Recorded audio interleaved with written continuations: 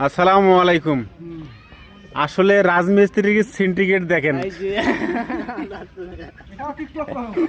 রাজমিস্ত্রির সিন্ডিকেট দেখছেন। এখন আমরা হচ্ছি সামথিং 3টা রুম করতেছি। এই যে একটা রুম, 2টা রুম, 3টা রুম। এখন 3টা রুম করতেছি, মানে এই যে রাস্তাটাও কি মানে এক কথা কন্ট্রাক্ট একটা সিস্টেম হয়েছে, পুরা গাঁথনি করবে কন্ট্রাক্ট।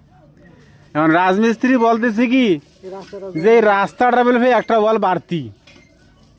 এটা কি সঠিক না মিথ্যা আমি তো বলতে পারতেছি না, কাজ তো আমি করিনি কোনো সময়।